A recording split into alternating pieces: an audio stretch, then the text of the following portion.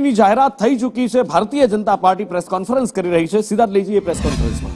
કે આ ચૂંટણીઓને લઈને જઈશું અને ચોક્કસ ભૂતકાળમાં જે પરિણામો મળ્યા છે એના કરતાં પણ વધારે સારા પરિણામો સાથે ભારતીય જનતા પાર્ટી એ આગળ વધશે।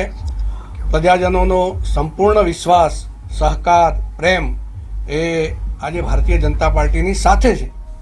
મેં કહ્યું એમ દેશના યશસ્વી વડાપ્રધાન માનનીય નરેન્દ્રભાઈ એ આજે આખા દેશને જે દિશા આપી રહ્યા છે, સમગ્ર વિશ્વમાં ભારત એક અવ્વલ રાષ્ટ્ર તરીકે અને આવનારા સમયમાં વિકસિત ભારત તરીકે આગળ વધે એ પ્રકારની એમની સંકલ્પનાના સાથે દેશનો પ્રત્યેક વ્યક્તિ, દેશનો પ્રત્યેક નાગરિક એ ખૂબ ભાવ સાથે પ્રેમથી જોડાયેલો છે।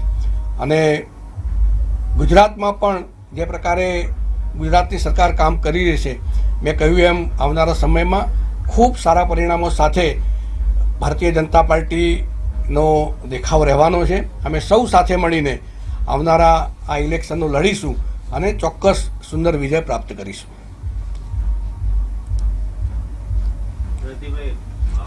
જિલ્લા અને પ્રદેશનું આગળ જે સંગઠનનું માળખું છે એ જ આ ચૂંટણી લડાવું છે। ભારતીય જનતા પાર્ટી કાર્યકર્તાઓની પાર્ટી છે। વ્યવસ્થાઓ જે હોય એ વ્યવસ્થામાં મજબૂતાઈથી ચૂંટણી લડવાની ક્ષમતા એ પાર્ટીના કાર્યકર્તાઓમાં છે। અને એટલે અત્યારે તો હમણાં જે અત્યારની સ્થિતિ છે એ સ્થિતિ પ્રમાણે અમે ચૂંટણી લડીશું। આવનારા સમયમાં સંગઠનની પણ પ્રક્રિયાઓ ચાલી રહી છે। એ પ્રક્રિયાઓમાં જે નિશ્ચિત ક્રમ